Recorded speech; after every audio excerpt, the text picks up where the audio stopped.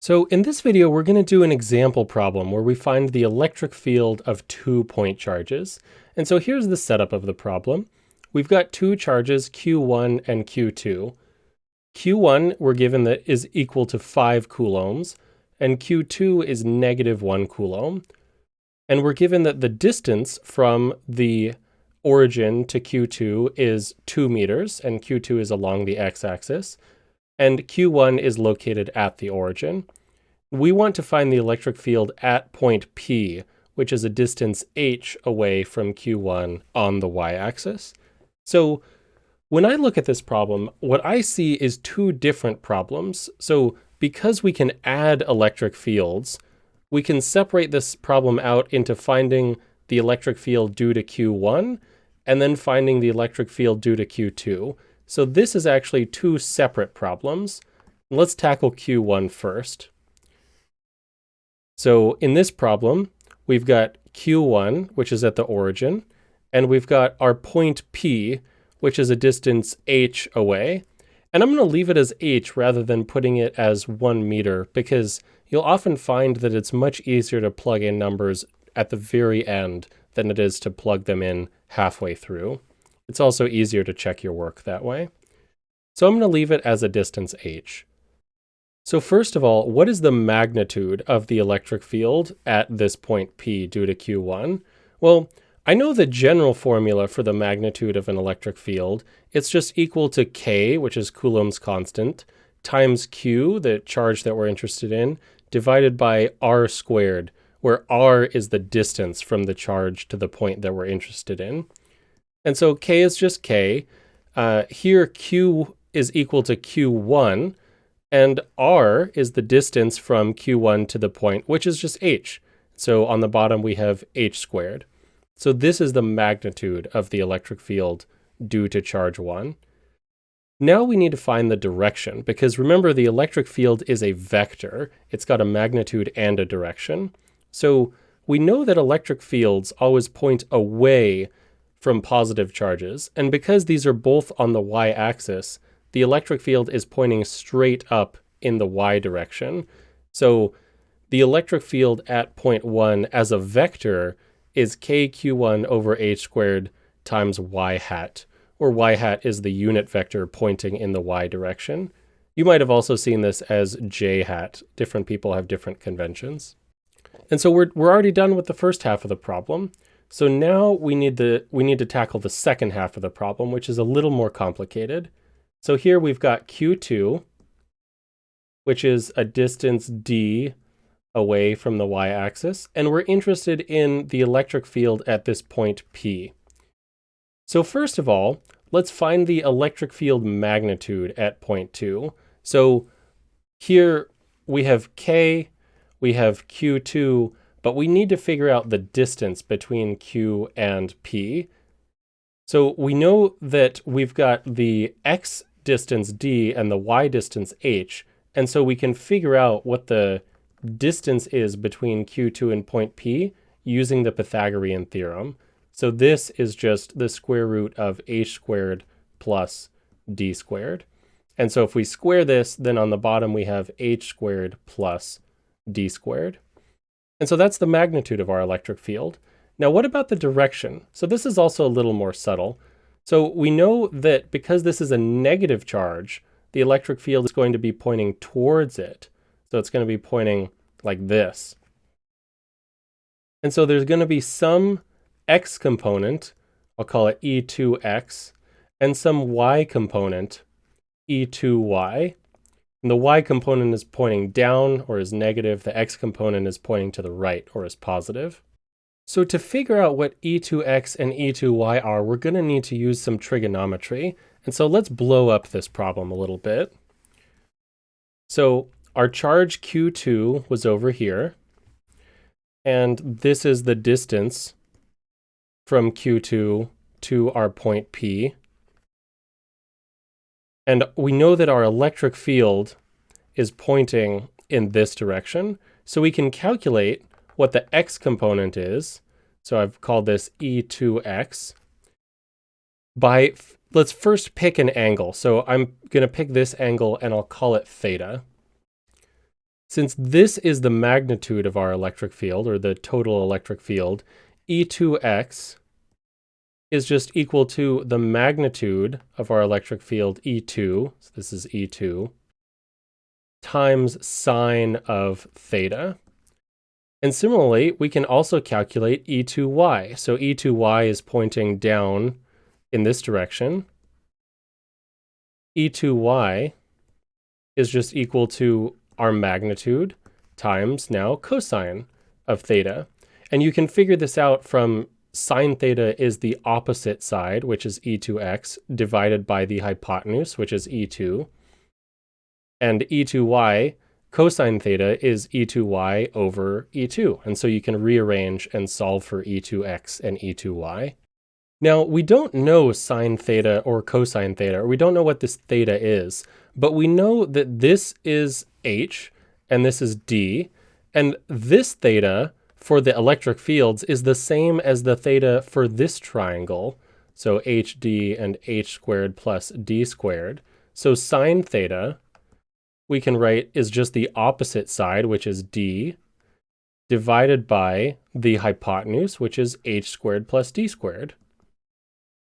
And similarly, cosine theta is equal to the adjacent side, which is here h, divided by the hypotenuse, which is h squared plus d squared.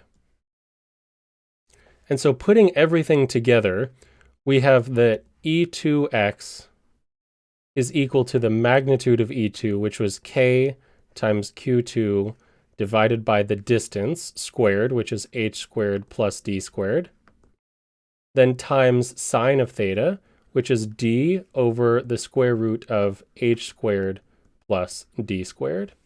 And E2y is just k Q2 divided by h squared plus d squared. So it's the same thing. The magnitude is the same, except now we have h over the square root of h squared plus d squared. And now, importantly, because E2y is pointing in the minus y direction, we're going to put a minus sign out front. But E2x is pointing in the positive x direction, so we can keep the positive sign out front. And so now we're almost done. So we have our electric fields from charge 2, and we have our electric fields from charge 1. So now we can combine the two solutions. So we can combine our total electric field is just equal to E1 plus E2. And to add them together, we just need to add the x and the y components. So in particular, for E1, we only had a y component. So to figure out the overall y component of the electric field, we just need to add what we found for our first charge, which was kq1 over h squared. kq1 over h squared. And then we need to add E2y, which is negative kq2 over, and now I'm going to say h squared plus d squared to the 3/2, and all that multiplied by h. To make things a little simpler, I can factor out a k. So k times q1 over h1 squared minus q2 times h over h squared plus d squared to the 3/2. So this is our overall y component.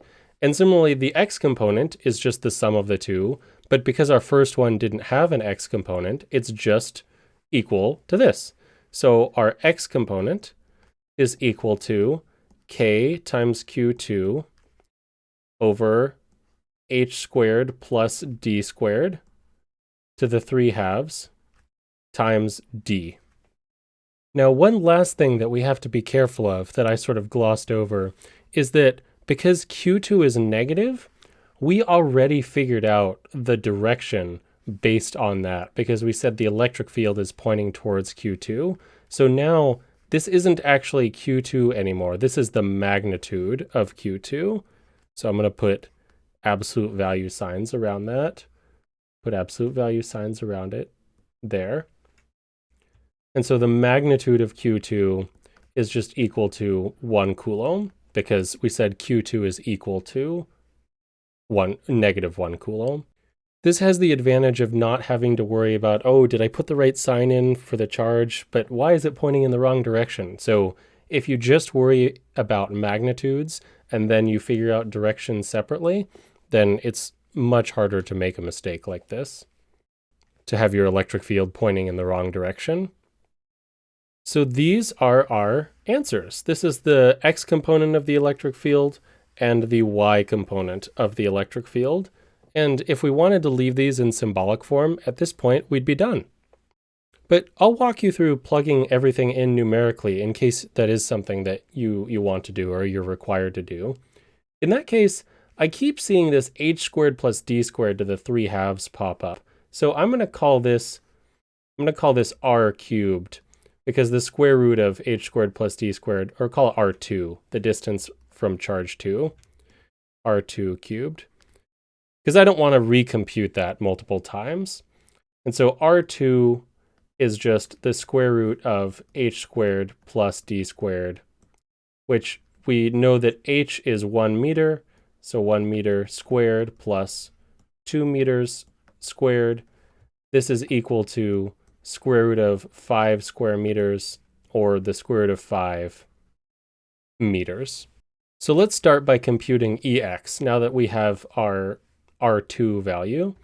First, let's cube it. So R2 cubed is equal to just 5 times the square root of 5 cubic meters.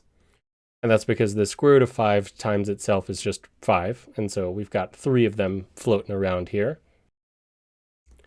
And we said D was equal to 2 meters. And we know that K is equal to, it's 8.99 times 10 to the 9. I'm just going to say it's approximately 9 times 10 to the 9.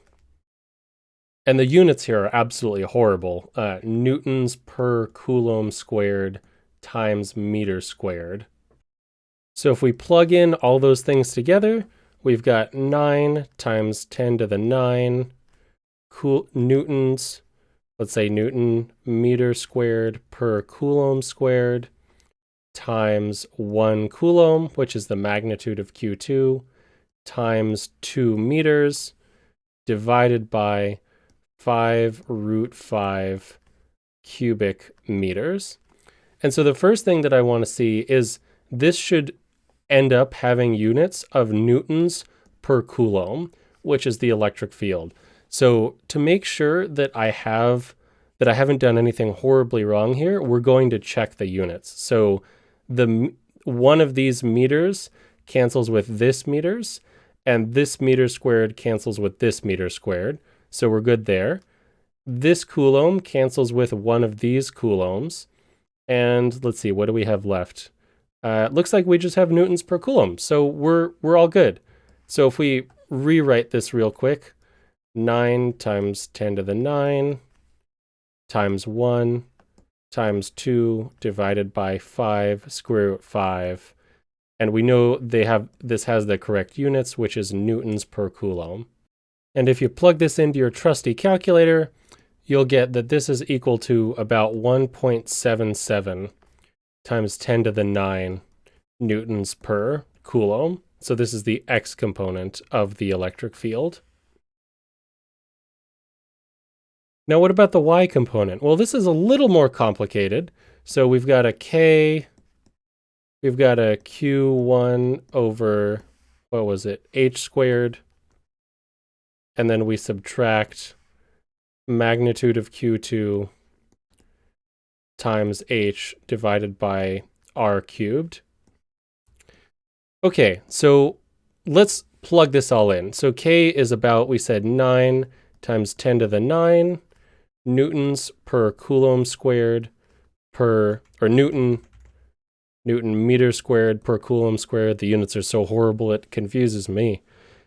And then we've got Q1 we said was 5 coulombs, h squared was 2 meters, all that squared.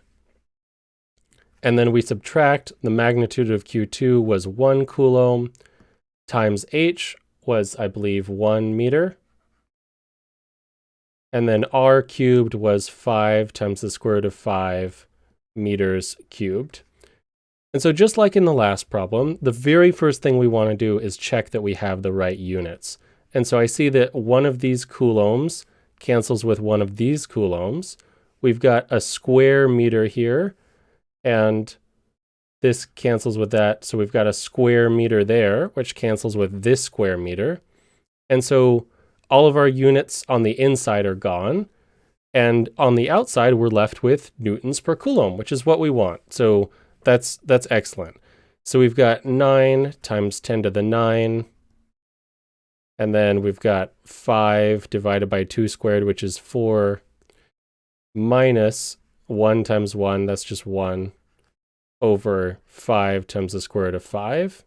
And this all has units of newtons per coulomb. So if I were calculating this, I would first compute this value. And if you plug this into your calculator, you'll get that this is about 1.16. And then I'd multiply it by 9 times 10 to the 9. Sorry, units are still newtons per coulomb. And if you multiply these two together, you'll get that this is equal to about 1.04 times 10 to the 10 newtons per coulomb. And that's our y component. So we figured out our x component, we figured out our y component, and so we know everything there is to know. And typically I would just leave it in terms of the x and the y component. If you wanted to, you could also compute the overall magnitude and the overall direction. Finally, I'd like to thank all my patrons on Patreon. Your support is greatly appreciated, and it is you who makes these videos possible. If you aren't currently a patron, to get early video access, behind-the-scenes footage, exclusive content, and join a like-minded community, click the link on screen or in the description below. Thanks for watching.